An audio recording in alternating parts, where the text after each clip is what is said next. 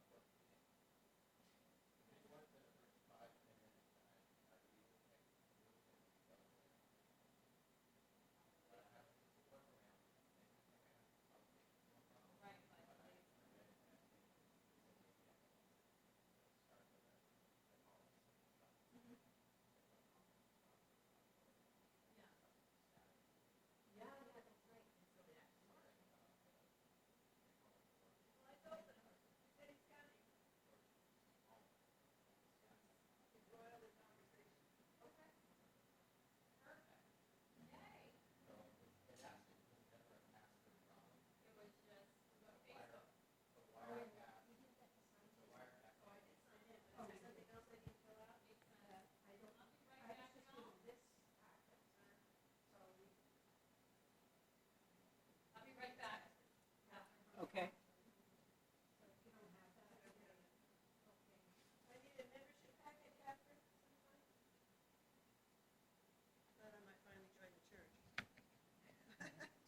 Good idea. Hey, I liked what you did with the yeah, and one thing. Yeah, you did. Yeah. So.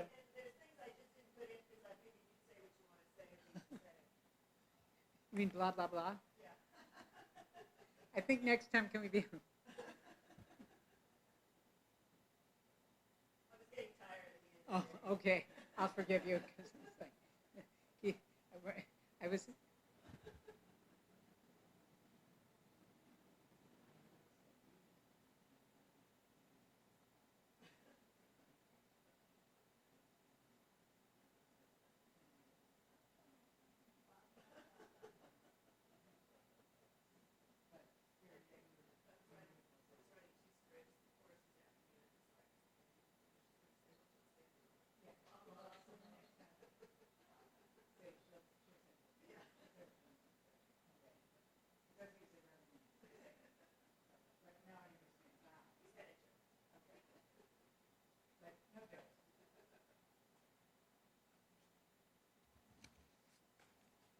Hey, John, we're ready for you.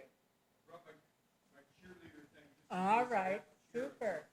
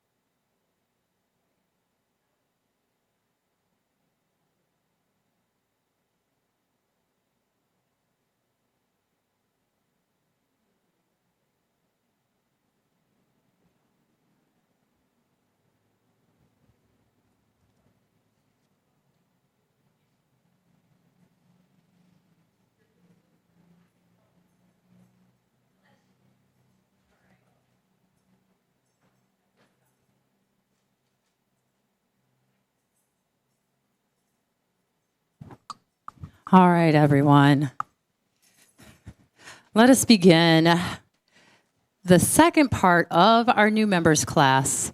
And we always begin everything with prayer here at Unity Church of Hawaii. And those joining us online, mahalo as well. Thank you for your patience as we got ourselves situated. We give you a big shaka wherever you're joining us from, knowing that there is no space between us and that you're one with this community as well. So thank you for your support.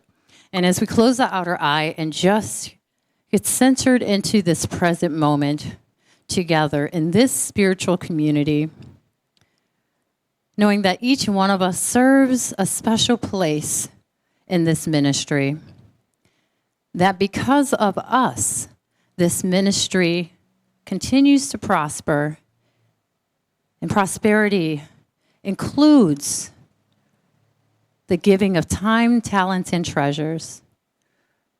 As we commit ourselves deeper, embed ourselves deeper into this community, we know and affirm God's presence in all of this, that each one of us is here for God and for God only. And for that, we give thanks. So we say, thank you, God, thank you, God, thank you, God. And so it is. Amen. All right. So we did begin this process like 2 weeks ago, and some things had occurred that had us postpone this for a while. And we've actually combined the 3 classes into 2 now just to accelerate this process. But you'll get the same material. I'll be speaking relatively at the same pace, and just know that you're not missing out on anything. And those as well at home. We have some of the slides and key documents that we'll be reviewing as well, and they're located online in the new members class and also new membership or membership renewal page as well online, so you can find those documents that are posted. Those joining us in-house should have 3 documents in front of them. And we were going to show a video, but I think most importantly about Unity Village and everything, and maybe we'll show it a little bit later, but I wanted to get you embedded into this community and how we do things here locally. Because if you go to, depending on which Unity church that you go to around the world, sometimes things are done differently, and we all have a different mission and vision statement as well. And I'm going to get those slides up here in a second. I'm just going to get the clicker. Catherine, if you could get the clicker for me right on the podium, that would be great. But before we begin, I would like to know how many of you completed the homework assignment? Okay, homework assignment was that you'll read a chapter of your choosing in Lessons in Truth by H. Emily Cady, and then write about it, and reflect it and see what it means for you. So how many have done that already? Okay, and so I'm going to need those copies sometime soon, before next Sunday as well. And I would like to pass around the mic to really get a good idea of what you learned, which chapter you chose, and what you learned through that, and how you applied it to your personal life as well. So I'm going to start with our wonderful Kathy Kaiser to begin. Here, Kathy. Well, what I got from reading the chapters, and I read chapter 1, Bondage and Liberty, and also I also read chapter 6, Faith, and that is that it, for me, it transcends the belief system that I came in with, to know that, to expand my thinking, and to know that, the universal mind and speaking within is that you can come to the truth, come to what is important in unity principles through yourself, and that doesn't necessarily need to be interpreted from anyone else. So that was what I got. All right, Kathy. And who would be next on our beautiful list? Would you like to go? Give your name. Okay, my name, I don't know, I'm standing up by habit. My name is Bunny, and you haven't seen me here before in this class. I was, the last class I saw online. So I did do the homework, and I chose chapter 11, spiritual gifts. And I just opened the book because, it's like, let's see what pops up. So spiritual gifts popped up. And that's near to my heart because, I really believe in that we all have spiritual gifts, and it is our challenge to find out which one is really meant for us to express. So anyway, that's the chapter I read. And I have some notes that this is the great thing about everything being online and on the cloud, and because I don't remember, I did it a while ago, and what did I write? The major lessons in this chapter were, how long do I have? It's like a second. It's like, wait, before I start with this essay, I don't really remember what I got out of it, but I can, there's four things I wrote down. There are many spiritual gifts. They're all of God, all from God. All gifts are equal in importance. That's one of the things I picked up on that chapter that spoke to me. The other is let go of all expectations and desires for specific manifestations. That's always a lesson, isn't it? Let go. Okay. So with our human mind, we cannot possibly know what is truly good for us. I think part of this I also wrote is just what I felt. So I don't know if really Emily Cady wrote that, but that's what came out. 3, learn to accept failure as a sign that whatever we failed in was not God's choice for us, because a bigger and better choice is in our, I say, distant or close future, whatever, one that is meant for us by divine appointment. I think some of this I wrote, just sort of my interpretation. So the last one, I will hurry up, is our job as spiritual seeker is to be still, patient, and attentive to the guidance of the small voice within. Mm-hmm. So that's what I got out of chapter 11. I love that chapter. Thank you, Bonnie. That was wonderfully read. And so thank you for sharing. Thank you for sharing with us that spiritual gifts. That's I believe spiritual gifts are covered in 1 Corinthians chapter 12 is where you find that biblically as well. And let me see. John, you're going to try to have a shot at it, 2 minutes or less? All right. Well, I'm going to make the true confession here. Since I got started seeking through Unity, I've read probably 6 or 8 books, and they've all homogenized into one book now to me. So I can't tell you whether it was this person or that person or this person, but what came to me very clearly as a result of my studious research is that I'm in the right place, I'm doing the right thing, and I'm doing it now. Very short and simple truth. Yes, we are all. There's nothing out of God's plan that is happening. And so all that needs to be readjusted is just our consciousness, our thinking, our mind towards it. And so thank you. You're always in the right place with the right people at the right time, right here, right now. And so thank you for your affirmation. And those online, I'm sure you are sharing as well. We thank you. And I look forward to you emailing me your homework at johanna@unityhawaii.org. Thank you. And we begin today with really what's happening here at Unity Church of Hawaii. And so we'll go over a bit about what our mission and vision is. So we have a new one, just a transitional one right now. And what that is inspiring people to make a positive difference in the world. And that was brought to us by our lead minister, our transitional minister, Reverend Denise Schelling. She'll be here with us until June 2020. So she has extended her contract till June with the approval of the Board of Trustees.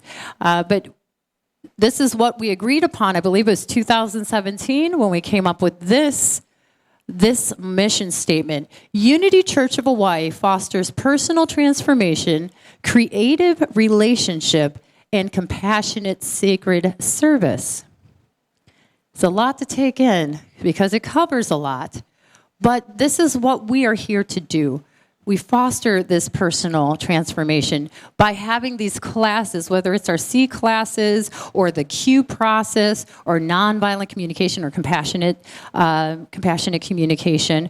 We foster that within this community because we know that each individual combines to the whole. And so individually, we're this individual expression, but when we come together in community where two or more are gathered, if we are really aligned in the same purpose, with the same skill sets or the same type of teachings, then we can do a lot more together. It's just that much more powerful. And each one of us has our own idea of what God is within us and as us, and we are very unique expressions of that living truth, God. And when we come together with commonality and knowing that we're here to personally transform, if each one of us is transforming, then that means this community is doing the same thing. It has to. So, because it's the outward expression of our individual expression. Our vision is centered in God. We elevate global consciousness through the realization of oneness. That you and I could never be separate. God did not create separation, does not author separation. God is the author of oneness, allness.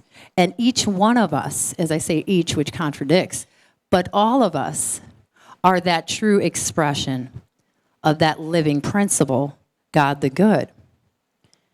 So this is what we're here to do, realizing our oneness. When you can sit next or across the room or across the country or world and really feel that connectivity to all things and that love that overflows and that peace that the world does not give, when you can center into that truth, then our vision is complete. And so this is what we're calling all of our members and congregants to do. And our statement of faith is that there's only one presence and one power active in the universe and in our life. And this one, we have added to it the infinite, living, loving presence of God. That God is omniscient and omniscience itself. Omnipresence. There ain't no spot where God is not. That where you step right here, right now, is holy ground. That each one of us is here on and for divine purpose. And we're really fostering that within this community. And then we have a statement of aloha. Now, we're the gathering place of all of the Pacific Islands. Oahu is really known for that.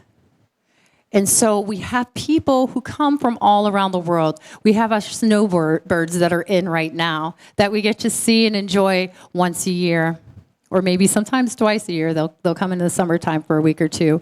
But usually we feel the love a bit more when we have everyone gathered here in the sanctuary on island. And so we give thanks to many members who make that trip faithfully each and every year. This is the gathering place.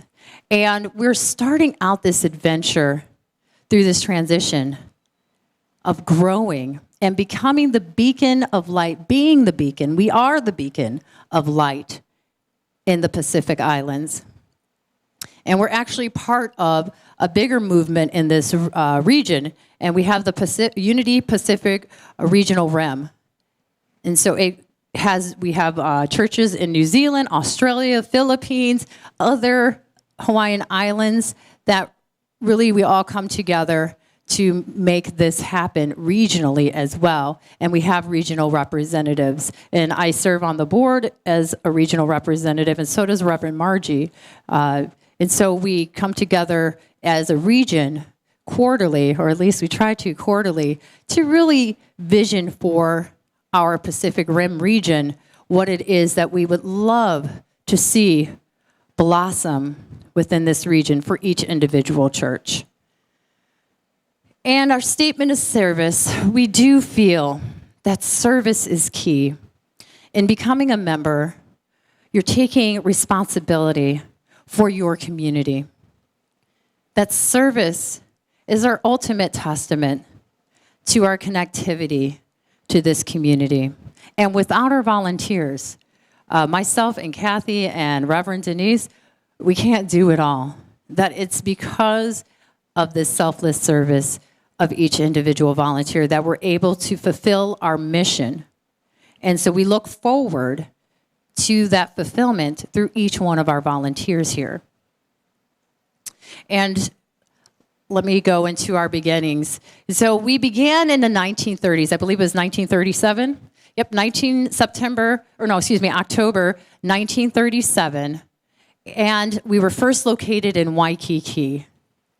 And then the vision expanded. And we always celebrate our anniversary each year in October. And this year, we're in our 82nd year of existence. And so that's quite a feat. That's quite an accomplishment that we were able, that the unity message, the principles, was able to sustain itself, to grow itself here on this island. And throughout the years and the decades, we've had many wonderful ministers here and supporting staff and board members and volunteers that have paved the way for the next generation. And now you're part of that. As members, we all come together to create something that we can leave, our legacy. Think about the legacy that you would love to leave, maybe your grandchildren, your great-grandchildren, your children in this community so they can enjoy the teachings and also the blessings, the miracles that come with just knowing your oneness and knowing that God is within and never having to seek outside of yourself for anything. So that is truly a blessing that we can give to our future generations, and we're doing that here at Unity Church of Hawaii. And on our website, we have lots of resources. If you go to About, this is our About page, if you scroll all the way down, you'll see what our unity principle, if you ever need a reminder of the God is, I am, think it, pray it, and then do it or be it, action is essential. You'll find that with the unity principles and more. Our history is basically a minister by minister account of who has served in leadership positions here. And then we have our commitments, agreeing and disagreeing in love. You do have those handouts, and we're going to go over those handouts here momentarily. And finally, a unity foundational teaching, lessons in truth. Each one of you, upon signing your membership covenant and receiving next week your membership rose and certificate, you'll be also given a hard copy of a collection of H. Imberly Katie's writings, How I Use Truth, Lessons in Truth, and there's another one. So there's 3 of them, a compilation of all her writings. So you can reflect back on, if you want to just get back into some spiritual truths and principles, you can always open up that book. And wherever you open to is perfect and right for your situation in that moment, knowing that the Spirit is guiding you correctly. Now, we are a ministry here at Unity Church of Hawaii in transition. In the past, and you may notice at other churches, even at other Unity churches, you have this charismatic leader that every Sunday they preach the good word and they get you to dive deep within the teachings. And Monday through Saturday, the campus can look kind of empty. What we're fostering here is a mission-centric ministry. So up until now, we've been focused on the minister almost acting like the parent, leading the way, shepherding the flock. And this leaves the members without this accountability for their community because this is a membership-based organization. And when we really start to Realize that the power is within each one of us, not just the person that stands on the platform and preaches and teaches, that each one of us has that divine, the very divine essence that the minister has, each one of us has. And it is waiting for us to give it permission to break free. But if we're always looking outside of ourselves to a key person or a position, it can sometimes remain dormant within us. And now we're called to activate that through mission-centric ministry. Each one of us is being empowered or is empowered or has the power to create this community. It's yours. This is the members' community. And what happens right now and for the future is dependent on the now moment of our members, the decisions that they make, the board members that they elect into office, the committees that they volunteer on. You're part of that big change, and so is the minister, of course. The minister continues on giving the Sunday sermon. But during the week, we're all called to be of service within the community. That's where all the heavy lifting is. Sunday is a great time to celebrate. Sunday is a great time to come together. But I promise you, there is some type of miracle and magic that happens that Monday through Friday here, and in the classes, and in the workshops. That's where the community, you sense it on Sunday, and now be part of the sensation of Monday through Friday. And so that's just my invitation to find a ministry, to find a committee that you can use your spiritual gifts, your talents in this community. Because we have something for everyone. There is something that you and only you can do in this world. And Spirit Within is just waiting for your permission to break free and to show the world what God looks like in action. All right. And so we have hired a ministry consultant out of Washington. His name is Dr. Gary Simmons. He's a ordained Unity minister. And he's come up with this program of let us refocus our energy on the mission. So when the minister feels called to go somewhere else and be a blessing in some other community, we're not devastated because we lost a parent or we lost the shepherd or what have you. Each one of us knows that we're each serving in a capacity, a leadership capacity in this community, and that together we are stronger, and we're not just looking on or at that one position, because people change. People will always change. There's only one certain thing in this world, and that is the uncertainty, that things are always living and moving, because the moment they remain stagnant, that's where the death of something starts to happen. That divine idea starts to dwindle. And so knowing that we may not have a minister that's going to have the tenure of 40 years, we can all come together and represent this community and be the lights that we are for this community. And so Dr. Gary Simmons is taking us through this process of complete ownership of the members for this community. And it's not one of these things that happens overnight. There's other Unity ministries out there that are starting or have been doing this process for 3 years. And even Dr. Gary Simmons' community in Washington has been on this road for about 5 years. And they're not just there yet, because it's really when you've been doing the same kind of church work for 2,000 years, people have a certain mindset. So we're breaking free, community by community, and really turning this into, and I don't like to use the word guinea pig, but this is almost, we'll say that it is an opportunity for each one of us to step up And so it hasn't been done before in a unity community. I mean, it's being done, but we haven't really seen what it fully looks like in the end when we have all of our members totally committed to that. And so we're part of this wonderful new expansion of this idea of mission-centric ministry. And there's more information about this and some videos online at our Unity Hawaii /transition.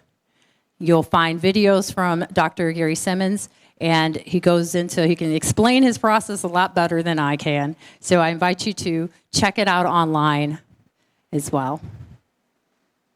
Now, our board of trustees, we're getting into the leadership portion of this.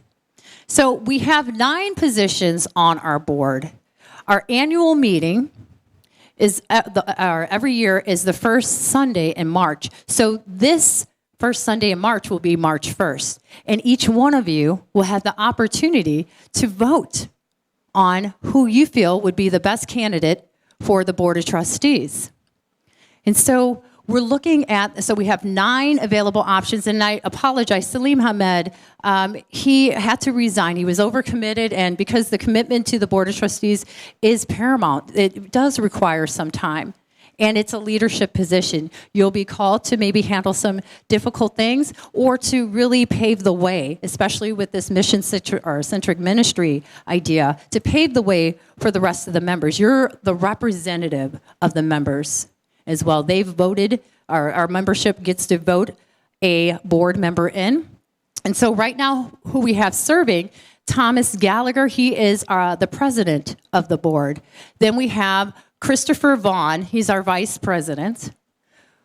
Ralph Whitaker III is our secretary. And for our treasurer, we have Debbie Catania. And assistant secretary is Ann Valeron. And our assistant treasurer, the one and only Jerry Denton, folks.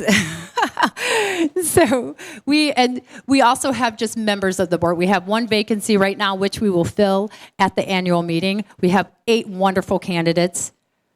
And we have Jan Fitzgerald. She's just a member. And not just a member, but she was elected into the board by the membership. And then we have Kathy Whitmire as well.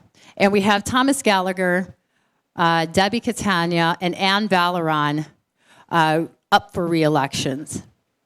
And each one of them has done a phenomenal job really guiding and steering this community, as have all the Board of Trustees. Their beautiful inputs and leadership have really paved the way towards a successful ministry as we really find ourselves in this transition period. The leadership of especially the officers on the board has been quite the thing to witness.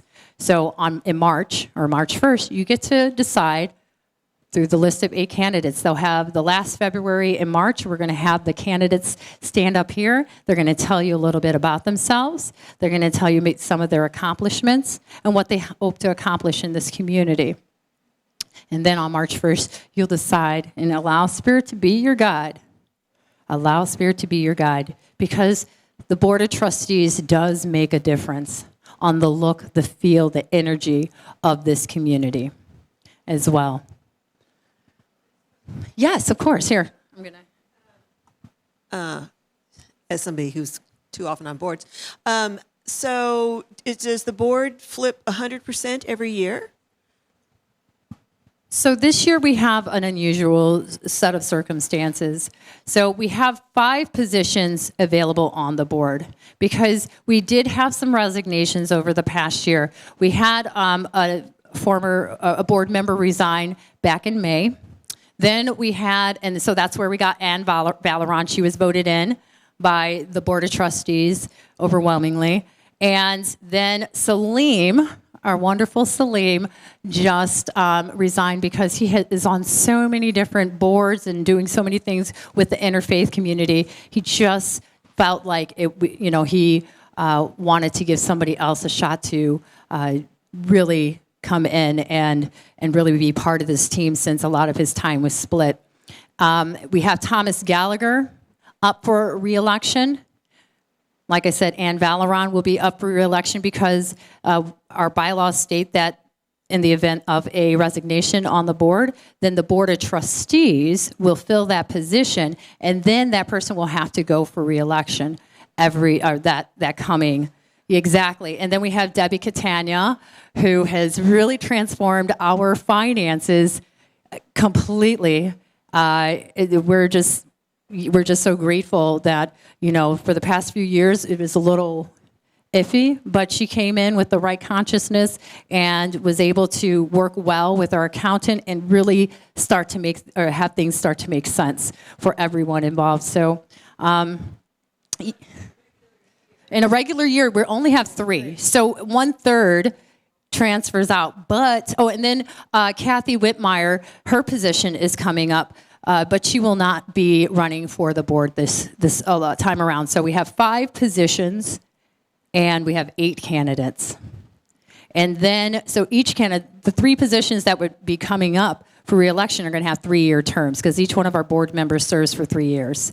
And then there's going to be 2 terms. One's going to be a 2-year term, and that will be for Salim. And one will be a 1-year term, and that would be for Ann Valeron's position because she took the place of a board member who now would have 1 year left to serve on the Board of Trustees. So we have 3 3-year positions, 1 2-year position, 1 1-year position, and then starting next year, we should be back on the cycle of 3 every single year being replaced or reelected. Does that make sense? All right, yeah. When I heard it last week when our board president, Thomas, was saying, I'm like, what? But then I thought about it, I'm like, oh, that makes really good sense. So, yay. So this is the Board of Trustees. Beautiful people in their own right.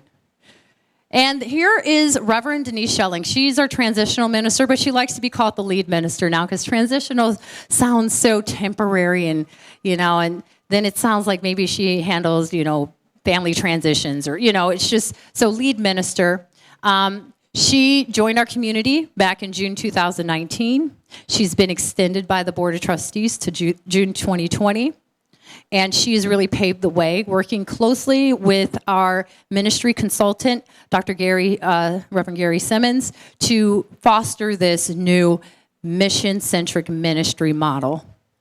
And so she's been working with our Board of Trustees, giving leadership training every week, and myself, including not every week, but every month. And then she's introduced this idea that every member in this community should be familiar with this Q process. And this Q process really has us looking, and this is where, personal transformation comes into a part of our mission.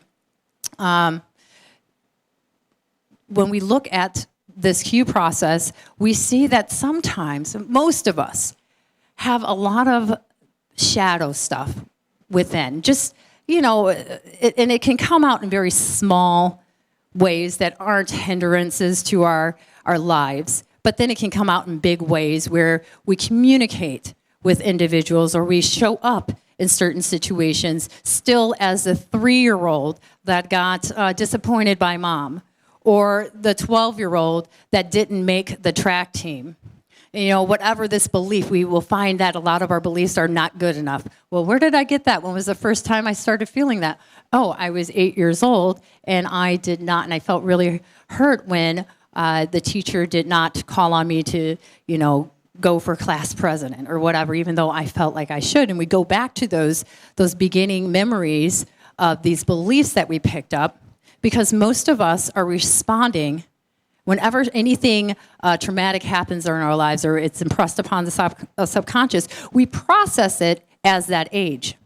So we process that hurt at the 12-year-old age with all the understanding that the 12-year-old has, with all the understanding of the 3-year-old, and we bring it into our current state of the 38-year-old or of the 52, whatever age that looks like, and it just doesn't serve us anymore. I think we've grown as a community and individually enough to take on a better and more helpful set of beliefs about ourselves and this world. And that's what the Q process helps to uncover. And then we have the nonviolent communication that Reverend Denise has, we call it compassionate communication, which meets every Tuesday. It's facilitated by Dr. Catherine Burton, our licensed Unity teacher, as well as Reverend Denise, and Chip Phelps. These are all NVC or compassionate communicator facilitators. And we come together as a community every Tuesday in room 201 at 6:15. We have a conversation about the needs. And I'm going to have, actually, we'll talk more about this in a little bit when you'll see the slideshow, because one of the handouts that you have is about nonviolent communication, ways that we would like each one of our members to communicate with each other, looking at the needs and empathizing with the needs of not only ourselves, but of the person that we're communicating with. And Dr. Catherine Burton will go over that in greater detail later. So staff and personnel. There's me, a bit younger, and with a great tan. And now seeing that, oh man, I got to change out that picture. It doesn't represent me well, but I'm going to keep it up for another 5 years, and then we'll change it out. But I'm the associate minister here at Unity Church Hawaii. I'm also the church administrator, and I deal with the marketing and website update, and what else do I do? Oh, and Facebook stuff. Along with wonderful support, we have Kathy Kaiser with our church operations. She is the day-to-day grounds person. You'll see her marching along, doing whatever needs to be done, and really handling things at the level which is most appropriate for this community. And she has a group of volunteers that work faithfully with her to ensure day-to-day operations here at Unity Church of Hawaii are smooth, and that those that need information get the information they need. And also, she's our events coordinator. So if there's an event going on here, it goes through Kathy Kaiser. And then she creates magic with brochures. Kathy, what else? You handle some of the phone calls, you email people, you have meetings, and then she, after 5:30, if we're working late, she puts on her cape, and that's when we really do our superhero work around here. So this is Kathy Kaiser right here. And then we have Sean Sweet. I want to he's our media director. So he's back on the cameras back there. Those at home can't see Sean, but he is the one who's responsible for the camera. You're going to see his shaka. There we go. You see his shaka. And he is phenomenal. Yes, absolutely. He took over, I believe, in 2017. Sean, am I correct? 2017 as our media director. He has installed lights, soundboards.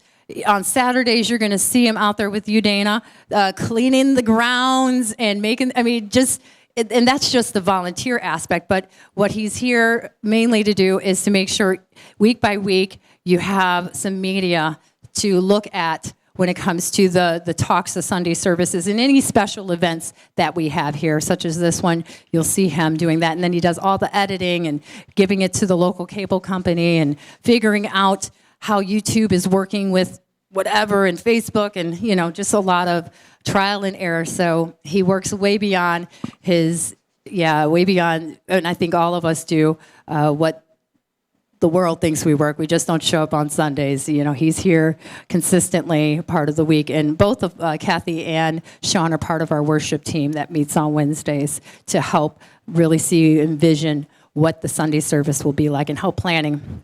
Then we have John Ahuna. He's part of our church custodial care. So if you ever notice that something on campus looks a bit broken or is a tripping hazard, you would let John know, John, or even myself as a church administrator. But I work together with John Ahuna to ensure that the lights get paid, that they work, that there's, things not happening on campus that pose a danger to anyone, that the grass gets cut, the roof gets repaired if needed, and he helps also just make sure that the tidiness and the cleanliness, because what do they say about cleanliness? It's next to godliness. Yeah, this is our guy. So, And then we don't have Dan Del Negro anymore. He was a licensed Unity teacher candidate. He was our music director for the past 2 years or year and a half.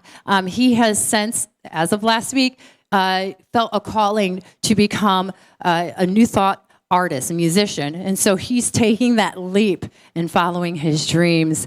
And so we really wish him much success. We do have Alethea Train. She was our music director, I believe, for 28 years. And she, decided she was going to retire from music ministry here. And then only to return a year and a half later, we brought her right back temporarily until we can find a more permanent solution. So she has so graciously said yes to the call of being the music minister or music director for the time being.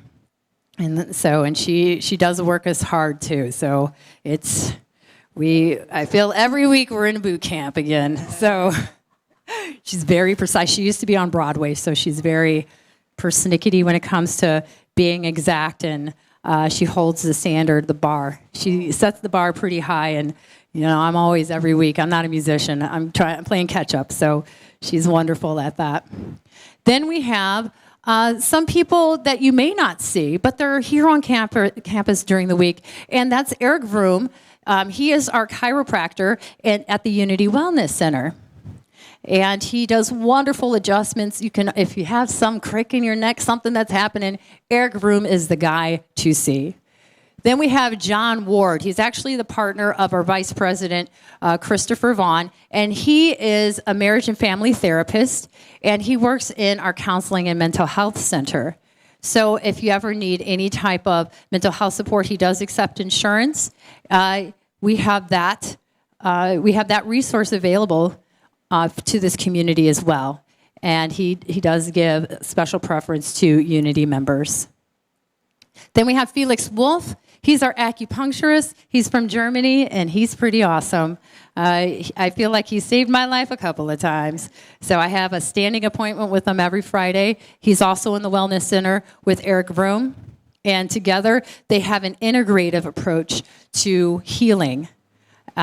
What you don't see here is Felix has a wife, and she does nutritional support.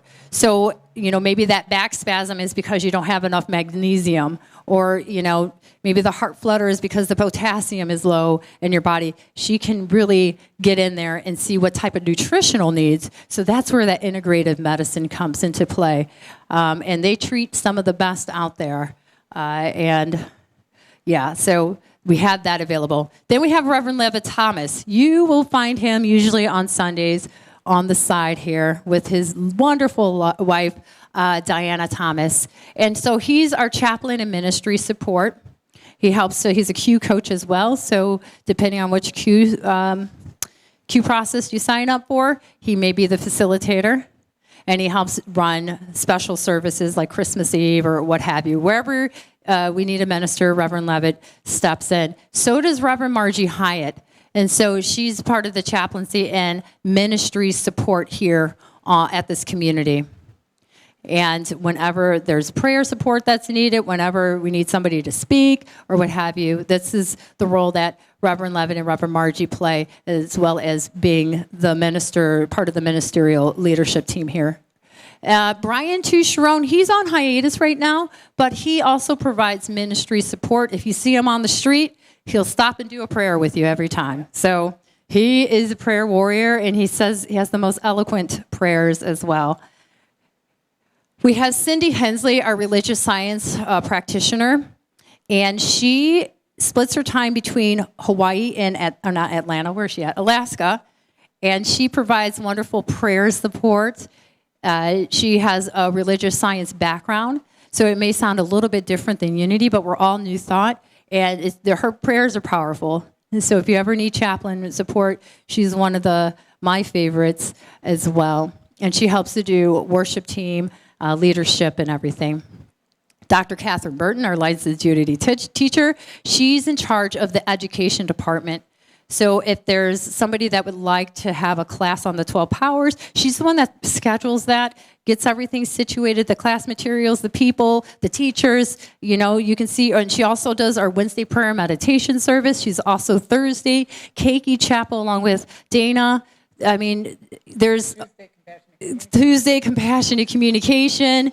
You see her, she's the Monday through Friday lady. And so you'll see her everywhere. There ain't no spot where Catherine ain't not, okay? That's the truth about it. And she's really gotten our spiritual education department up and running again. So thank you, Catherine, for doing that, because there was a bit of a lull, and now we're full steam ahead again. Linda Guess is our youth ministry. If you have a grandchild that you want to see come here, or children, she would be the person that you go see. I don't have a picture of her because she does not want a picture of herself up here. And Latrice Campbell, she is the Ho'opono Outreach Ministry weekly. They're on hiatus right now because we're looking for a new Ho'opono director. Weekly, she feeds the home free in the park. People of those that may have not enough resources to have a steady living environment. This is the person that they come to see. She brings a meal to them. She brings spiritual literature. She works for the worldpeaceplan.org. I believe she's there on their board as the president. And she really helps facilitate us feeding the homeless. But we have been on hiatus for a little bit because we're looking for somebody to really fill those shoes that Latrice has filled so she can go on and do some other things. Reverend Tony Barron, we do have a prison ministry that meets weekly, and we offer the daily word to them. And so Reverend Tony Barron gives those our incarcerated folks the spiritual materials they need to readjust their lives. And when they find themselves back out in the world, they have a better understanding of who they are in God and what God is in them, and being more productive and really facilitating that real change in their lives. Mary Paulson is our prayer minister. She's in charge of she does a private group of prayers with people every Thursday.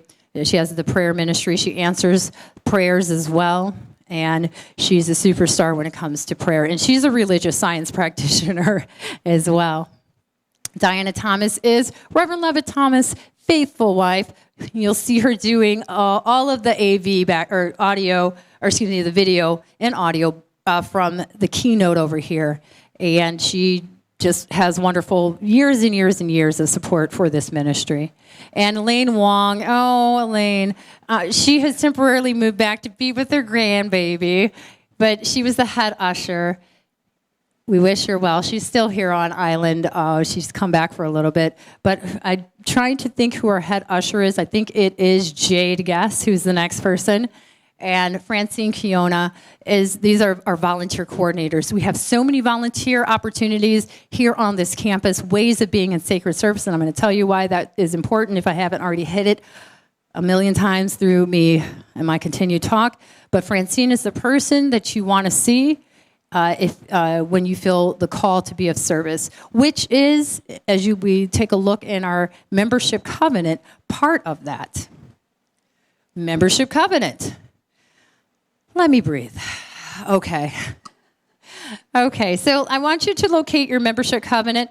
Those of you that are online right now, if you open up a new browser window, if you go to the membership resources, the membership renewal, you'll see the 2020 membership covenant there. And you can follow along either with your screen here or online on your computer. And so this is our newly revised membership covenant. This actually has changed from last year. It has more definitive wording and more accountability as well. Because we are moving to a mission-centric ministry, we're all part of the outward expanded growth of this community. And so our covenant renewal, and a covenant is a sacred contract, it's a sacred agreement between really yourself and what you know God to be. And so when we help facilitate this covenant, because it has something to do with our community. And so the first one is I understand and am aligned with the basic teachings of unity. If you're part of a membership anywhere, knowing what they believe in and being aligned with that is important. Sometimes, as the human condition does, we try to make things in the image and likeness of us. That because we don't agree with something or it doesn't fit what we feel it should, we try to change that. What we're calling our members to do is align with the teachings of our co-founders, Charles Fillmore, Myrtle Fillmore, to go into that presence and see the truth within themselves. And it says, I understand that unity is based on the life and teachings of Jesus Christ. We are Christians here. And so we believe in the wonderful teachings and life of Jesus Christ, our way shower, the master teacher, who demonstrated his oneness with the Christ, the Christos, the anointing that we each have within us, and also his alignment with God the good, or who we called Abba, our Father. And we also look to other enlightened masters, master teachers in other faiths. We're not just Christianity, even though that is a cornerstone, but we know that there is truth in all the sacred teachings out there. That Buddha had truths within him that he was able to really exhibit. And Muhammad had truths within him. And Hare Krishna and the different religious sects out there, we have these wonderful teachings from all of these ascended masters or Krishna. And we look to those as well. But our foundation is Jesus the Christ. And the second point is, I will make my spiritual development and relationship with God a priority in my life. In order for any of us to be successful in this, God has to come first. That this is our spiritual home. And that if this is something that is important to you, then we're doing the work. And in order to do the work, we have to prioritize things in ways of how important. And we're asking each member to make God a priority in their life. Third one, I will do my part to actively support the church's mission of teaching, motivating, empowering, and supporting people in their growth and transformation through the application of spiritual principles. Have you ever showed up somewhere to make maybe a group or a club, and people are not following their own guidelines? Or, let's say the circus or an amusement park. People just seem to just be out there willingly bumping into each other, talking to each other in any kind of way.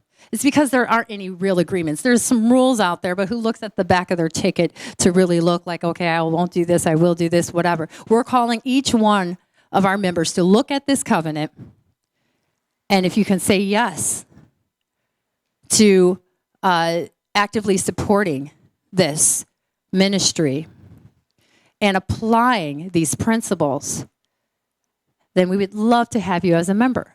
It's a commitment most organizations with a membership have.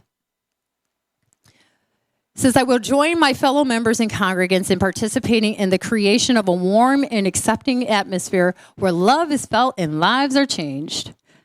I remember going to a church. We used to do church hopping just to do some research around town. And there's some churches that they just love that you're there. They come to you, the ushers, they need to know your name and, welcome, and it feels like you're on their VIP list. And we're asking each one of our members, if you notice somebody new, to take them, that we're all ambassadors in this community, not just our ushers. Have a friendly smile on your face. Welcome people with love. You'll see them afterwards, after service, with a kukui nut lay on them. And talk to them. Welcome them as part of this ohana. and tell them about the beautiful experiences and the transformation in your own lives that you have felt in this community. It says, I will extend myself with loving warmth to newcomers to my church. Okay, yeah, I think I just went over that part. I will include church in my daily prayer life. Prayer is fundamental here. This is how we were started, through Myrtle Fillmore, going within and doing this work. And we're not asking, as Reverend Denise said in today's message, prayer doesn't change God. Prayer changes us. And if you're looking for transformation, making prayer a daily activity in your life is paramount. And so we're inviting you into that experience as well. And it's a principle of ours. And it says, the next one, I will serve this ministry in ways I am able, thereby strengthening the whole family while learning the value of selfless service to others. I will serve as a volunteer, at least periodically, thereby learning the value of while integrating and committing myself more fully into this spiritual community. Now, some of you are already doing service for this community, and others of you are still exploring what that service looks like, or maybe need more information. So Francine, our volunteer coordinator, can help you get connected, because through the volunteer ministry, that's where our connection with people begins. That's where you start to feel like you're part of the family. Yes, attending every Sunday service is wonderful. You get to see those around. But service to this community, you'll start to have a deeper understanding. And we're calling each member to serve in ways, at least periodically, in ways here in this ministry. If you know what your spiritual gifts are, that's great.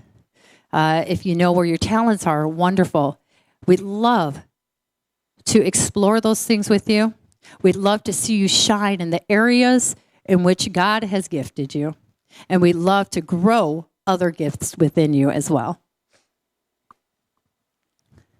I will include the church in my financial planning with continuous systematic giving extended joyfully and lovingly.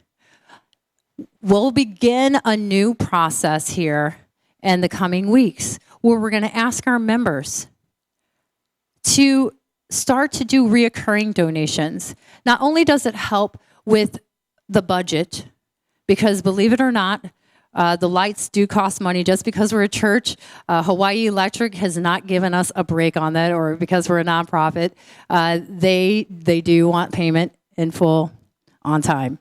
And what this shows, when we have each member giving what it is that they can, giving it in love, giving knowing that they're sowing the seed, they're sowing their seed into this community, strengthening their commitment to this community.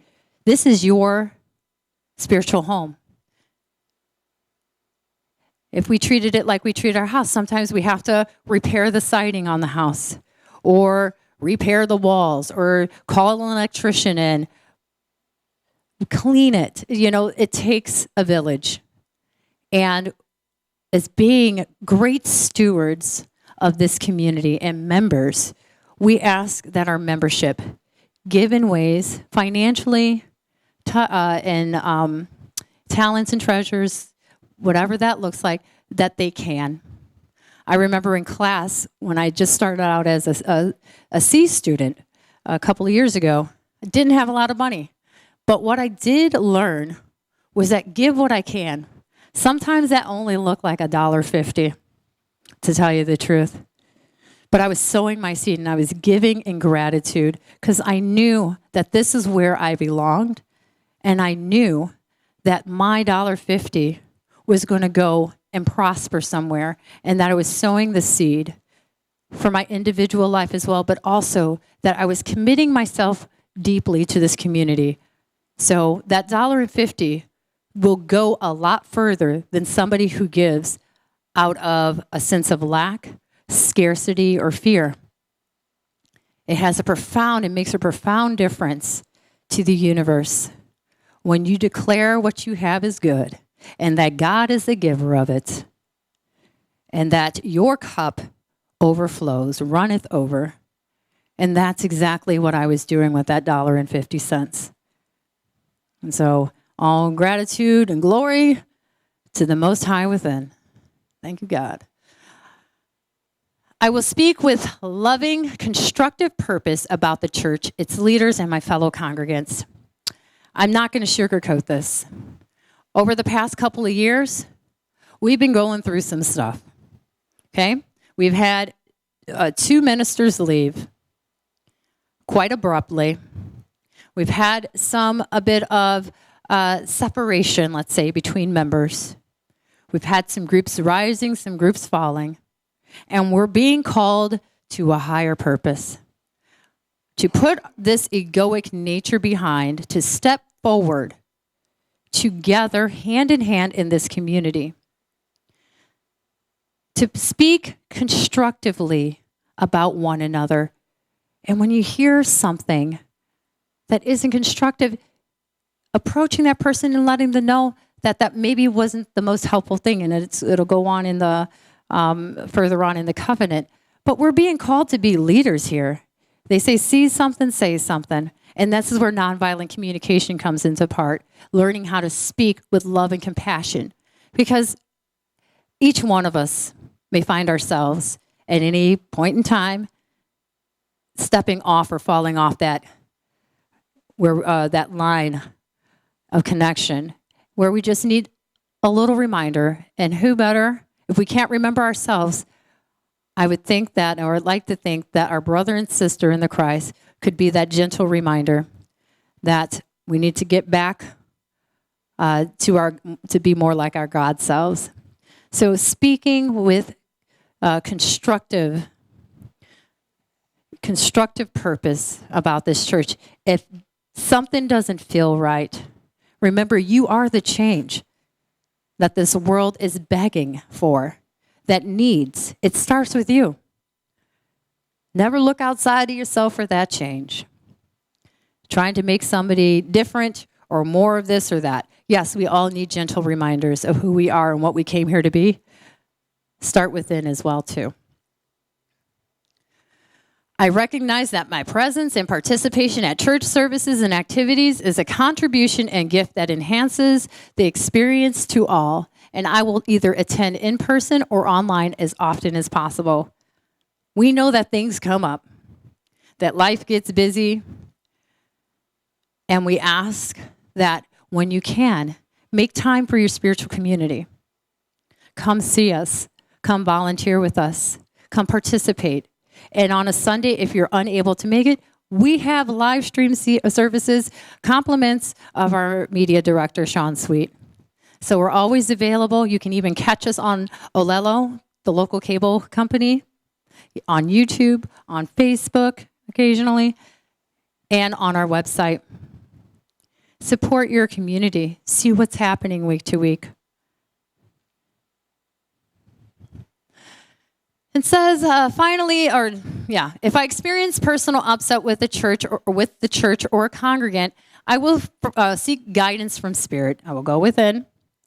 Then speak with and resolve any upset with the persons involved in accordance with the principles of agreeing and disagreeing in love. And we'll go over that sheet in a second.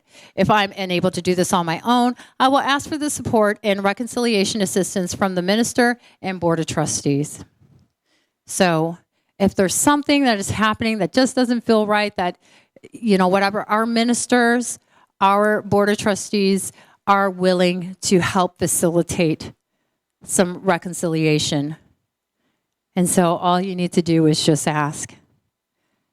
And also do the work, do some inner work as well. Sometimes it may be the 5-year-old that there's some unresolved hurt, and shifting that may be the only thing that's needed within yourself. And so, but once you've done the work and it's still something that you feel needs to be addressed, then please come and see the leadership here, and we will do what we can to help facilitate that process. And then together with the ministry leaders and my fellow members and congregants, I create, as the presence of God, the ongoing dynamic life of Unity Church of Hawaii. I recognize that together we help to keep its doors open and expand its programs and services, thereby blessing and serving thousands of others like myself.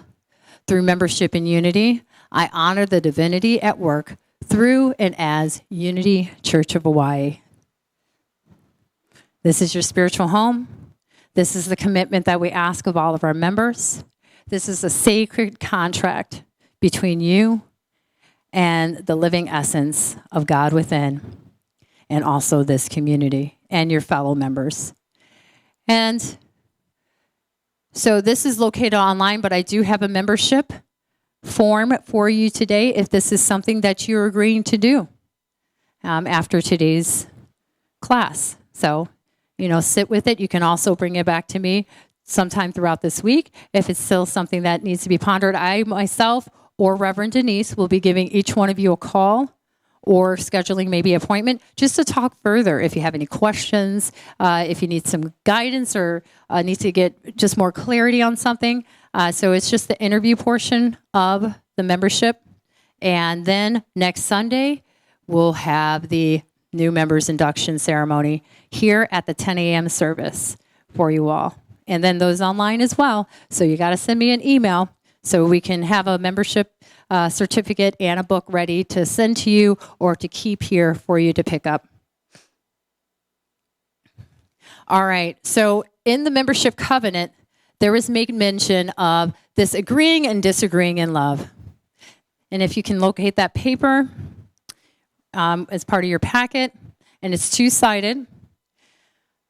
And what we're saying is that conflict is often an experience within any community.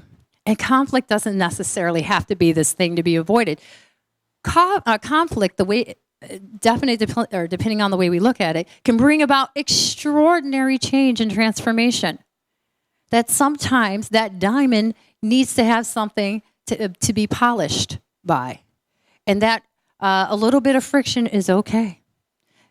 And that if God brought you to it, God will bring you through it. So we're calling on each one of our members, though, to look at our agreeing and disagreeing in love. And so first in thought, we know that acknowledge that conflict is a normal part of life in the church. It is. I mean, we have hundreds of different expressions of that beautiful God self. Each one of us has a background in something, has things that we're bringing to the table. And we may not always see eye to eye. And we don't need to always see eye to eye. Because sometimes you may have a piece of the puzzle that I did not have. And it just helps to clarify things for me more clearly if I'm willing to let down my story and take up something that's greater. And to work collaboratively. So affirm the truth. To see conflict as symptomatic of what's missing in our intention to create authentic community. Peacemaking is creating a pathway to God. That just because there's conflict doesn't mean there needs to be war. We don't need to take up arms against one another. That conflict is a normal response, that it happens, and it can actually be helpful. And it just may be the resistance, like a rubber band, in order to spring us forward to something new. And then commit to prayer. Examine where we are coming from and release our need to be right. In A Course in Miracles, it talks about, do you need to be right, or would you rather be right or happy? Now, there are some people that would rather be right. I get it. Sometimes I'm there too. But ultimately, I want to be happy. I want to be peace. And what is the best way towards that? And so it's having a listening ear to accept the other person's viewpoint. You don't have to take it on as your own, but be willing to listen, because in the end, these are based out of needs that each one of us has. Sometimes that need looks like safety. Sometimes that need looks like comfort or connection. And this was getting into our nonviolent communication that Catherine will be speaking on. But realizing that each one of us, if we look at the fundamental levels of conflict, we all have the same needs. We just have different strategies that we employ to get there. Some of them can be useful, some of them not so useful. And so we looked at compassionate communication as a way of showing us ways that we can use a new communication skill set to meet the needs of a group or an individual. So in action, go to the other person. Go straight to the person. We do not honor triangulation here. That's when I tell Kathy about Catherine. Did you see what Catherine was wearing yesterday? It wasn't very godlike of her. It's just, if we can, and no, you would never hear that. Catherine, you're always, you're always beautiful, my dear. So you might be saying it about me. Did you see what Reverend Johanna had on again? Yes, it's more like me. Okay. But go to the person. Hey, Catherine, I noticed that the ankle bracelet you had on yesterday was a bit flashy. And you could say, well, that sounds like something you're going to, was there a need that was, were you needing something, or you felt like there was a lack of something that was happening? It could be like, I never got that flashy bracelet when I was 12. But yes, go ahead, Catherine. Or I go into my judgment. What's going on with me that I'm making that judgment of the other person?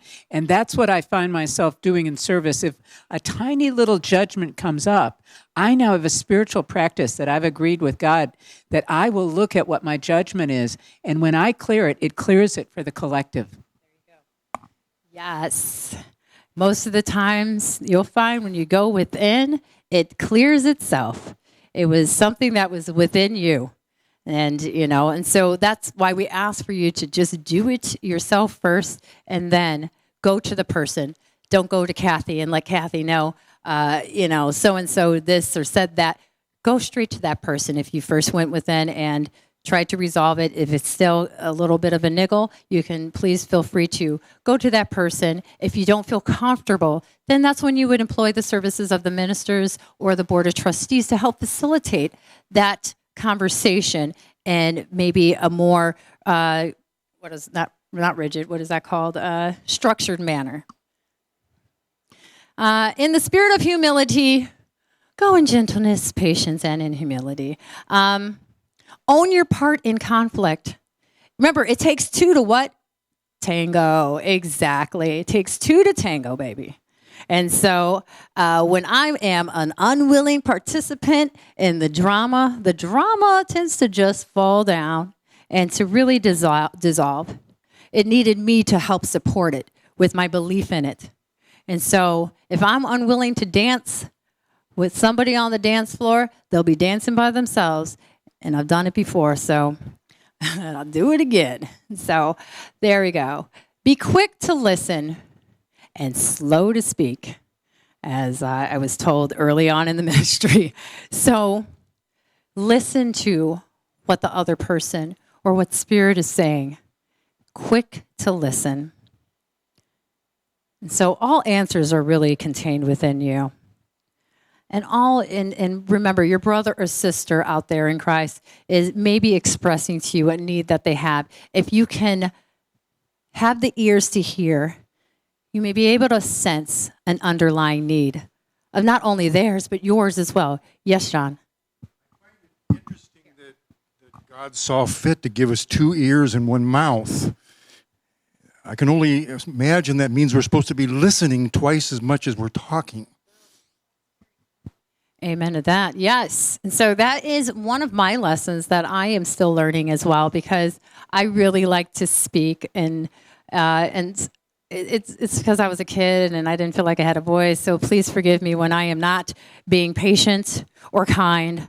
This is part of the Krigu process. And, I came here to be, listening or an attentive ear or compassionate. And so I know that it's one of those things that I'm still learning myself, is to, use those 2 ears and use them well. Okay. I don't know what I just did. Be willing to negotiate. Be willing to not concede, but be willing to, work both sides of this. One of the best negotiators in the world, they can see both sides to a point. When you can distance yourself enough from the outcome, enough from being right, then you'll be able to see things in part of a situation that you've never been able to see. But you have to be willing to just step back a little and not be so concerned about the outcome, and really be more concerned with making sure that every party involved leaves knowing that they have communicated their needs, and sometimes we're unable to facilitate or to give people what they need. I tell my kids all the time, this is something that I am unable to do right now. Maybe tomorrow, I don't know, but and be okay with that. You can only give what you got, and sometimes you ain't got it yet, so you can't give it. But you have all things, if we go back into unity speak. But sometimes it hasn't been developed enough to know and have the awareness that that's there. In life, and then you can read all of these. In the end, be the expression of the Christ. You are the expression of the Christ. The Christ is within you. You are enough. Anytime there's conflict, there's usually this idea of not enough, that something has gone wrong. When you know who God is in you and who you are in God, those things tend to fall away rather quickly. And so we're calling each person, each member in this community, to stand fast in that. All right, MVC process. Catherine, I'm going to take a break right now, and I know you got this, because, yes, thank you so much. Let's thank Reverend Johanna for an incredible ability to take us through that. That's extraordinary. Talk about gifts. Wow. So I just want to say a few things about the nonviolent communication process, which, as a psychologist, God had me teaching communication classes from the very beginning because God knew I needed it. So I think we all know how important communication is. The things I want to say are basically this. I'll give you my 2 minutes on this class. There are 4 verbal communication behaviors: asking, listening, responding, and sharing. So when you see somebody, you go, "Oh, hi, how are you?" And the other person says, "I'm fine." And you listen. And then you respond, "That's great." And they might ask you, and then you share. So do you see that back and forth? You can basically boil it all down to those 4 behaviors.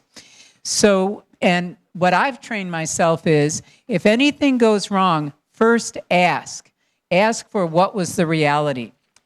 The second thing is that when something happens, let's take an example. You have an appointment with somebody and somebody doesn't show up, and you got there and you're, all busy and time is of the essence. So what happens? Oftentimes you might have a reaction. You get angry, and then, if you're really angry, you might call them and speak out of anger, right? If you're doing that, and then the relationship is going south pretty fast. This is where nonviolent communication comes in. We're being trained over and over again. We have weekly classes on this, and we'll have some monthly classes too. What you do is you start with your observation, then your feeling, but I like to say concern, then your need, and then your request. So it might be, when you didn't show up for the meeting, then what I would say, rather than say I was angry, you might be angry, but you want to do what Reverend Denise did, stand back for a moment and think not only about yourself, but about them. I was concerned. Did something happen? I need to know, what was going on with you? How are we going to get these needs met for this meeting if we didn't have the time today, and what we can do about it? So can you see instantly there are 2 people in that? I'm not just saying, what's going on with me and I'm dumping on you. I'm working with them. What's going on? I'm asking them before I get solid about my reaction. The other thing about that is that, and this is so interesting with this nonviolent communication, because our natural response, and I'm a psychologist, so we study this all the time, is to think when something happens, when they didn't show up, it's their fault, right? As Reverend Denise says, let peace, let there be peace on earth and let it begin with you changing. I think that's just so funny. But that's how you feel at that moment, right? Well, here's what nonviolent communication says, which I really just got this year in a big way. If you are unhappy, your need was not met. It wasn't that they may have triggered something and stimulated, but you're unhappy because your need was not met. If you're happy, it's because your need is met. So that's why there's this focus on both looking at their needs and your needs and asking yourself, what can I do now to get my need met to make sure that by tomorrow we're prepared for this meeting or whatever it is? Do you see what I'm saying on that one? The last thing I want to just say, and this is what I always tell people I work with, is speak unto others as you would have them speak unto you. That's the golden rule applied to communication.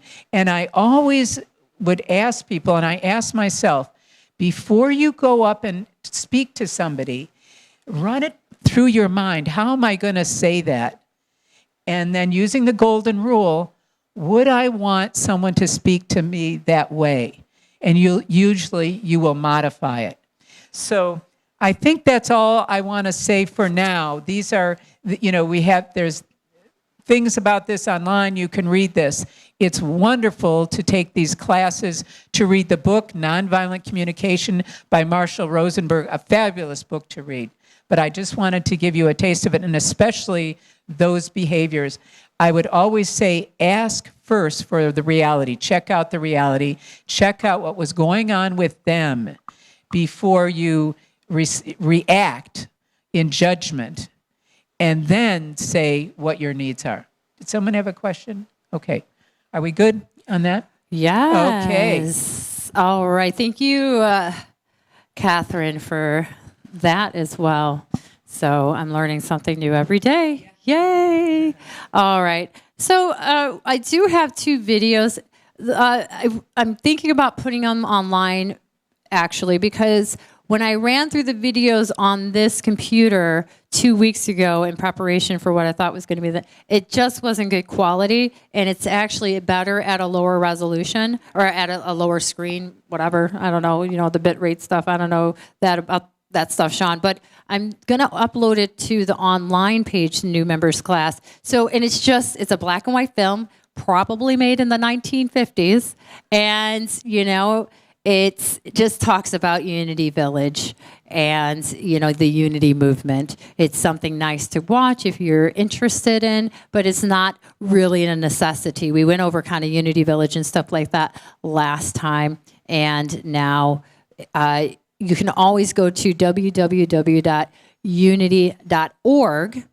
and from there you can find Unity Worldwide Ministries, our Unity headquarters, and they have a plethora of information as well. And I believe there is a link on our webpage during the new members site or membership resources. If not, then I can always put one there, just so you can explore more in depth about the rich history of this movement that began, over 130 years ago. And those videos are interesting. I want to say they're worth it. Yeah, so it's definitely worth it. And now at this time, I'd like to open up the floor to any questions you may have about this community, about the Unity movement, about maybe some expectations, if we want to call it that, of being a member, the annual meeting, our bylaws. Go ahead. Did you have something? I wanted to just talk about the path, the 5 stages of the path through Unity. Oh, you know what? Then let me do that real quick. Should we do that? Yeah, you do that first, and then Okay. we'll open up the floor to questions. Okay. So while I'm doing this, you can think about your questions. But this thing I want to share about, because it's my experience, and we don't often think about it, is the path through Unity. And sometimes the subtitle is Unity, a positive path of spiritual living. What is that path?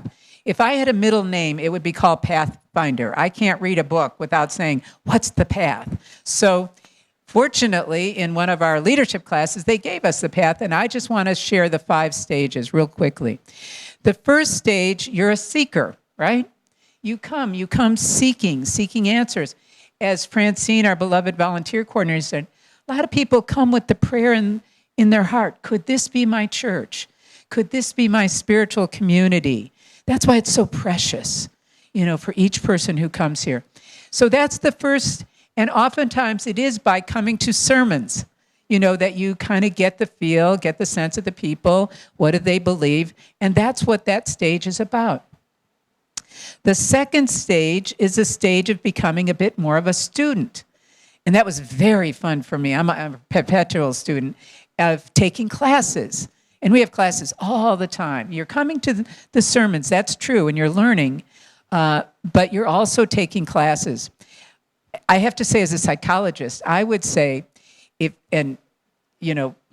keep with your psychologist, but I would say if you want an easy way of cognitive therapy and of changing your mind, going to Unity sermons and Unity classes is a very fun way of doing a very big transformational mind change, not to ignore any other things, but it's a wonderful way.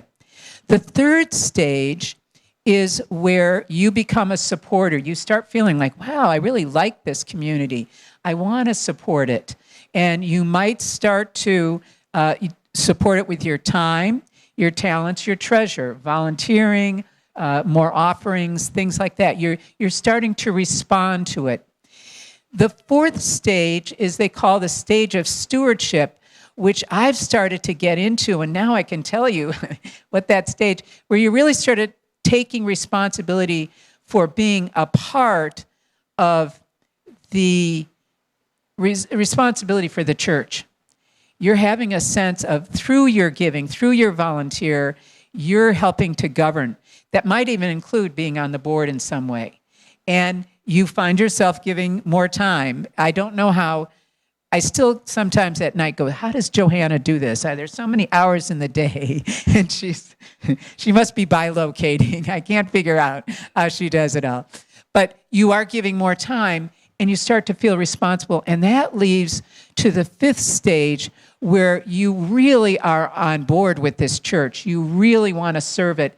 And I call that, in my experience, you're coming into what I would call the graduate school, where it's about the Christ, and it's about realizing the Christ, and about realizing the Christ in the church. And when I got really serious, it became more about Jesus. I started very universal, loving everything universal, and then it was like getting serious. Here's a master teacher, and following those teachings for the realization of the Christ for everywhere. And let me just say in conclusion that our mission statement for the Board of Trustees says the mission of, and this is what they govern themselves by, the mission of the Unity Church of Hawaii is to teach and demonstrate the universal principles of truth. I love that phrase. The universal principles of truth as taught and demonstrated by Jesus the Christ and other spiritual masters. And that secondly, we are to teach and demonstrate that in all the functions of the church. So when you really get down to the core of it, it is about that realization of the Christ, individually, collectively, as a body of the church, and then universally. And that's, then you realize like going, okay, we're going into quantum physics here, into the light. Okay, so that's what I would like to say. Thank you for letting me share that with you, because I think you can kind of ask yourself, where am I on this path? Thank you. Woohoo. All right, Catherine. Yay. Yes, so now I'd like to open up the floor to any questions. You can also email questions to me. I'll get back to them. Yes, we'll get your question. But those that are streaming online, if you have any questions, email them to me, Johanna@unityhawaii.org, and then I'll get you an answer or to the most appropriate person to answer those questions. And so anyone have questions? I see 2 hands up over here. Okay, well, ladies first, Dana. So I'm interested in this transitional ministry thing. So when Reverend Denise departs in June, will you be looking for somebody else to be a senior minister? Or are you just going to work with the group you got? Or what's happening with that? Perfect. Okay. So because we had 2 ministers leave in such a 5-year period, UWM said, there's something going on. There's some underlying stuff. We're going to send some people in, some experts in, and really get to the meat and potatoes or the heart of the matter, what's happening. But until that happens, you can't have another senior minister. And so that's what Reverend Denise was brought in to do. And then we also had Reverend Doug Dewar and Reverend Cynthia Vermillion Foster from UWM and some other people, ministry support teams come in or individuals come in during that time to really give us some support. And when June 30th hits, 2020, Reverend Denise is going to go on to be with her grandbabies back in California or Washington, one of those. Yeah, and Washington. And what we are hoping is that we've done enough healing and uniting as a community to now be released from this, transitional type of feel given to us by UWM. We've done the work. They gave us a checklist of things that needs to be accomplished. We are well on our way. We are on the glide path towards success. And so we anticipate by the time that Reverend Denise is ready to go other places, that we will be ready to stand up our minister search team, and that's a group of members and some board members, to now put out the position for senior minister here at Unity Church of Hawaii. And that can take a little bit of time because we first have to make the announcement. The announcement usually stays at UWM. They'll have it. And everybody's, Unity Church of Hawaii, we have a lot of ministers looking to this place and seeing exactly where we're at in our healing process and everything, because it's a great place to be. We have wonderful members and a team here, a leadership team here. So we are highly desirable now. We're getting more highly desirable from other Unity ministers. And then, so we'll start the minister search team probably sometime in July. And we'll get them trained on what it means to be part of the minister search team. And then we'll put the community will actually be polled as well as to what are we looking for in a minister, what's important to us, what's important to this community. We're going to have some mission-centric ministry stuff for the potential candidate as well. And then we'll start to receive some applications. They'll be vetted through Unity Worldwide Ministries, so we know that we're getting a good, minister in good standing.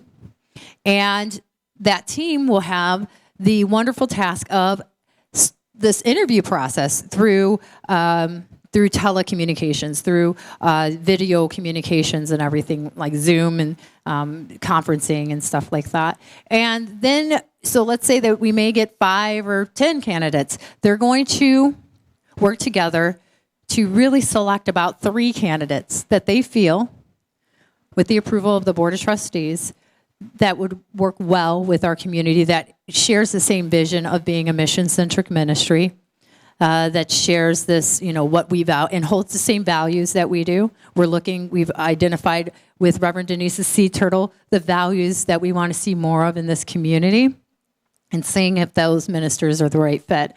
And then they'll be invited out, and I would say probably sometime in September, October, invited out to audition here.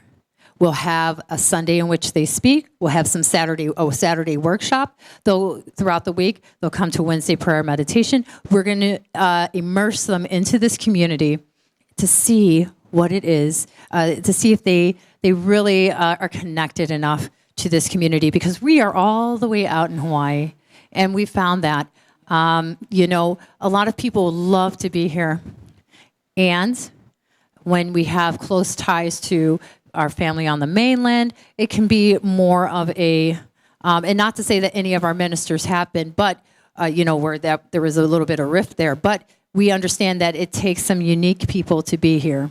And that wasn't the reason why the ministers left. It wasn't because of the family, just because of this old, outworn beliefs that collectively we were holding in this community that did not facilitate the ministers' vision for growth for themselves and this community. And so now we're going to be taking a look at all of that, making sure it's a great combination. We've done a lot of healing, and so we'll have 3 wonderful ministers coming out here. And from there, we're going to take a poll of the community and seeing which candidate 1, 2, or 3 really resonated with the membership. And then the ministry search team will combine all of that information, compile it, and give those to the Board of Trustees. And from there, the Board of Trustees will talk it over amongst themselves and come up with their selection for the minister, the new senior minister of Unity Church of Hawaii. Now, this is all contingent upon us doing the work as a membership and leadership as a whole to make sure that we're in good standing with UWM and we're doing what we need to do, because we do not want to bring another minister into an area that we haven't done the work yet. And by December, I would say we'd have made the selection, and chances are they're going to want to stay with their community throughout the holiday season. So maybe looking at January, February 2021 is where we'd see our next senior minister, boots on ground, ready to have fun with us and to make waves and do the work.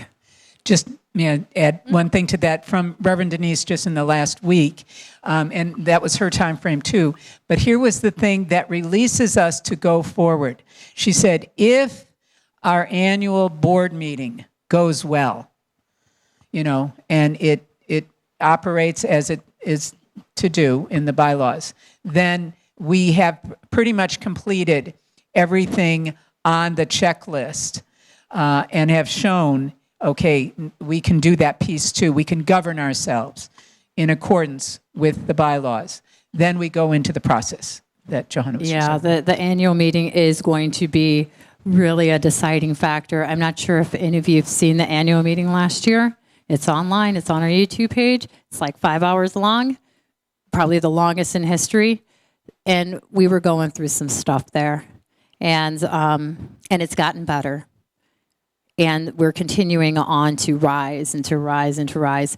And so this annual meeting, we anticipate, will be a great annual meeting where we will constructively communicate to one another those needs. And so we expect to see something different happen.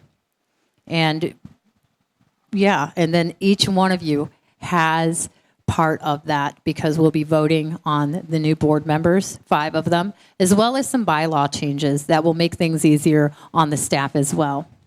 And within the bylaws, such as annual membership renewal date, because right now it's at December.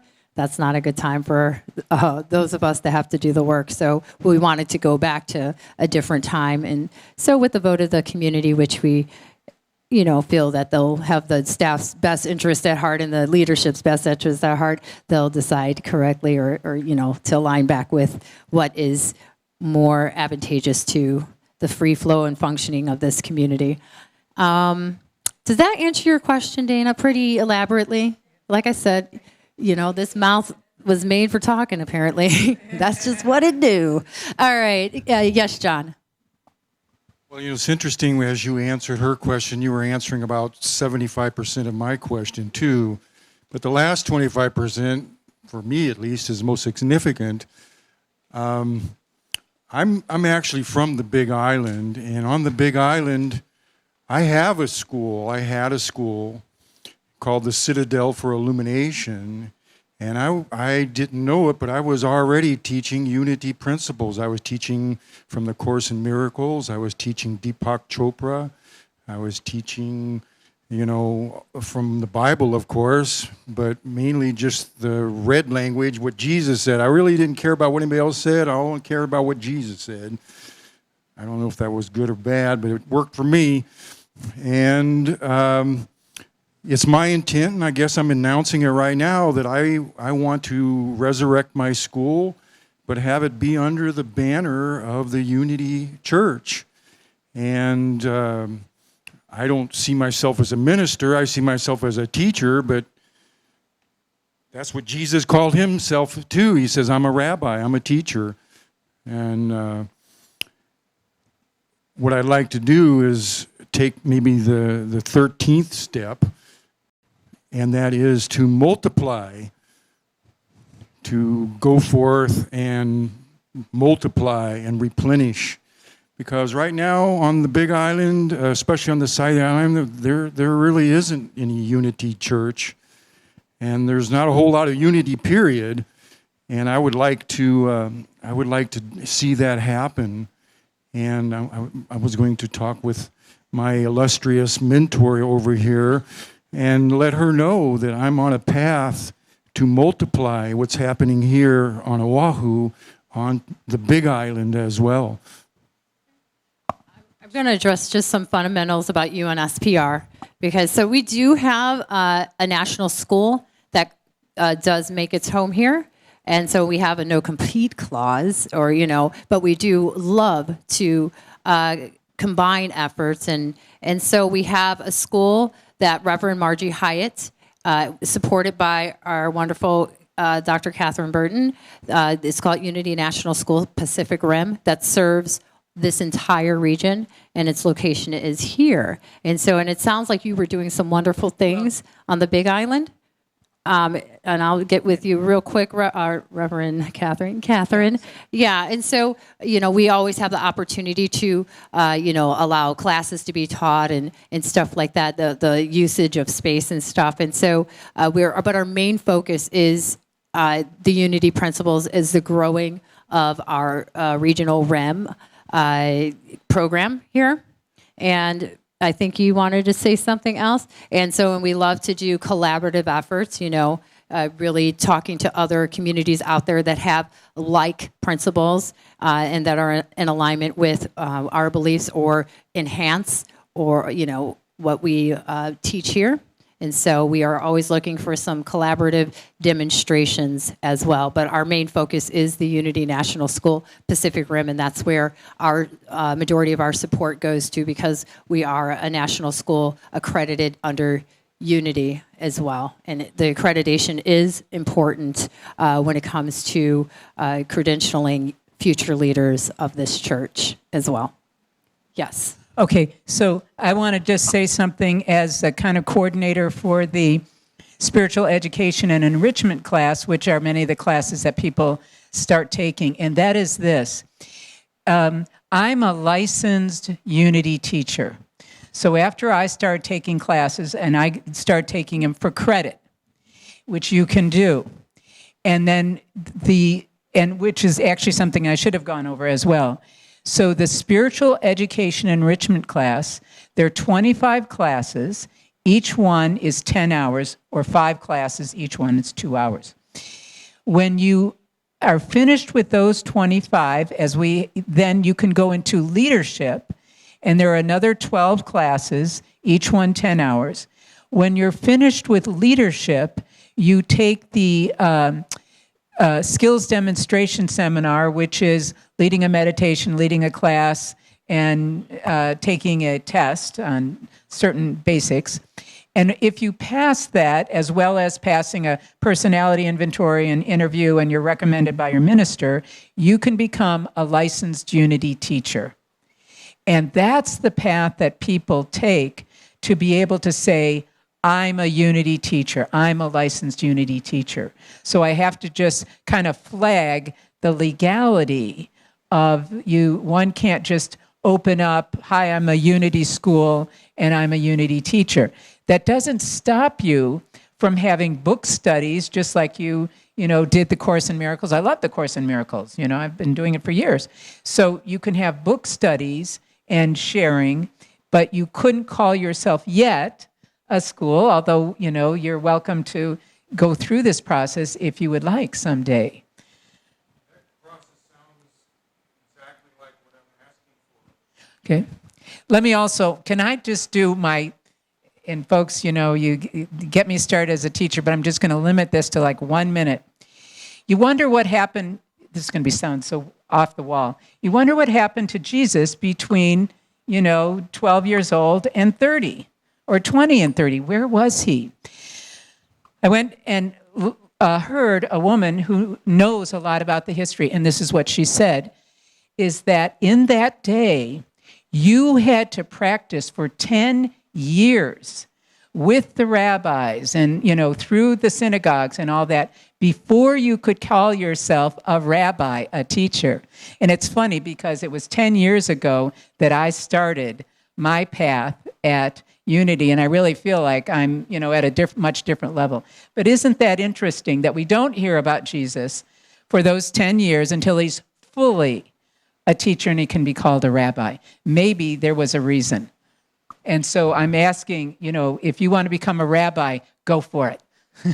Yeah, and so it's just because we are a credentialing church, as part of our mission is the education, and then we ask our members to support that education and without splitting hairs. And then Catherine, I believe also we do part of that credentialing, or as you're a licensed Unity teacher candidate, is a practicum that individuals serving the ministry in leadership positions. And and that looks like several different things, because we have different programs. We have the music ministry, we have pastoral care, which is where I was credentialed under, and we have education and one more. Yes. Yeah, the family one as well. Yes.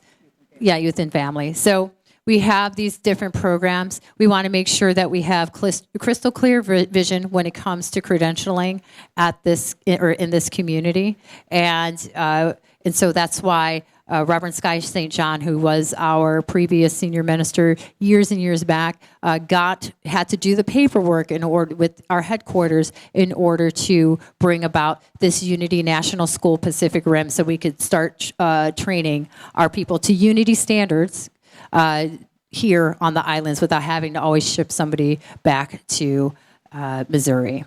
And thank you. And we can, if we want to talk offline later, we can definitely do that as well.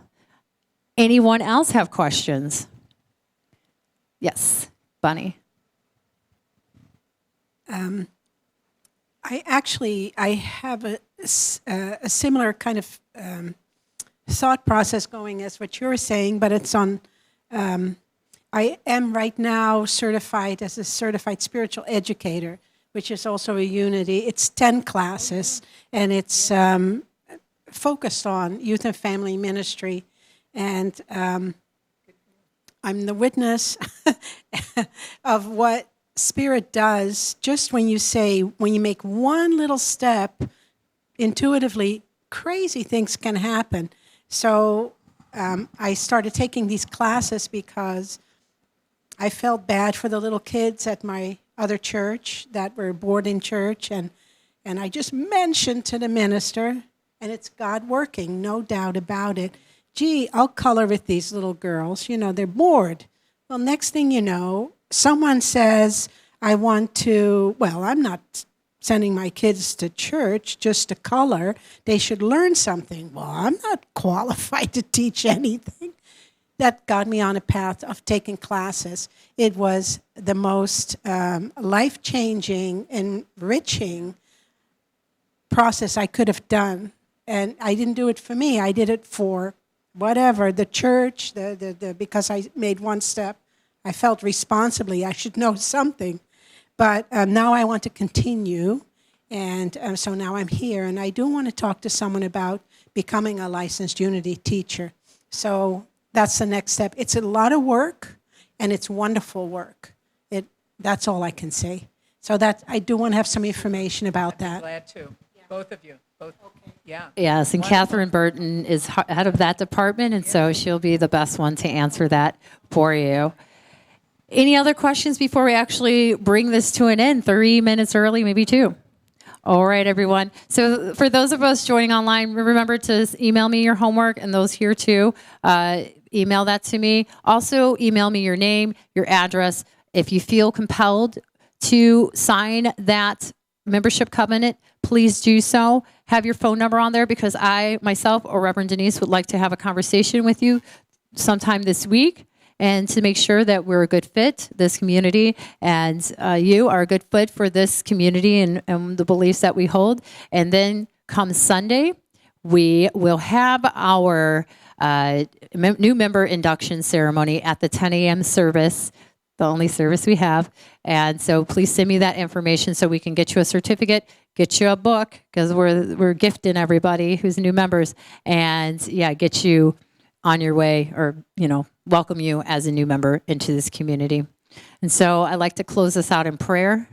And so we just take this time to center back in, to give thanks for this time together, for this spiritual community. We know, God, that you are the one doing all the work through and as everyone here, for our members that are currently here, for new members that wish to really share in this experience.